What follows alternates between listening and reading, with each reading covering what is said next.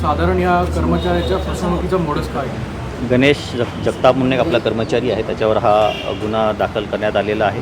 वेगवेगळ्या लोकांकडून विश्वास संपादन करून त्यामध्ये काही पैसे त्यांनी घेतलेले आहेत. रफली 73 तोळे सोने आणि रफली 17 लाखाचा मुद्देमाल त्यांनी तिथं केलेला आहे. त्या अनुषंगाने गुन्हा दाखल आहे. प्रिलिमिनरी इन्फॉर्मेशन आहे ही, अजून तपासांमध्येच या काही पुढच्या गोष्टी निष्पन्न होतील.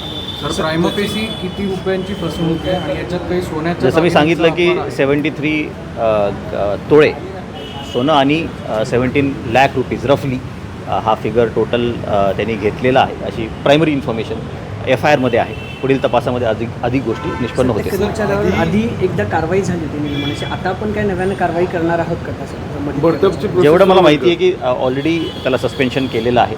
ॲडमिनिस्ट्रेटिव्ह ॲक्शन त्याच्यावर एक्झॅक्टली काय घेतली आहे ते मला माहीत नाही, कारण it doesn't come under administratively under me per se, पण त्याच्यावर ॲडमिनिस्ट्रेटिव्ह ॲक्शन घेतलेली आहे. पुढील ही तपासामध्ये अनेक गोष्टी निष्पन्न सुरू होऊ शकतं का? नाही, आय हॅव टू लुक की काय एक्झॅक्टली DEची प्रोसेस चालू आहे, पण त्यामध्ये जी कडक कारवाई जर का तो दोषी आढळून आला त्याच्यावर जी कडक कारवाई करू शकतो ते आपण करू. सर, फक्त मोडस सांगा नाही की काय नेमकं मोडस काय होती? या ज्या लोकांकडनं पैसे घेतले किंवा दागिने घेतले ते त्याच्या ओळखीचे आहेत का? आणि दागिने घेऊन किंवा पैसे घेऊन हा नेमकं काय करत होता? नक्कीच त्याचे ओळखीचे आहेत, हे FIRमध्ये मेन्शन्ड आहे.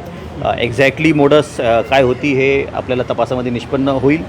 काय त्यानं ऑफर केलं होतं, काही एखादी गोष्ट तो म्हणला होता की मी हे करून देतो, अशा काही गोष्टी असतील त्या तपासामध्ये निष्पन्न होतील. दुसरं येरवड्याचं लहान मुलाचं एक होऊन नेलं होतं, ती काय केस आहे त्याच्यात? त्यामध्ये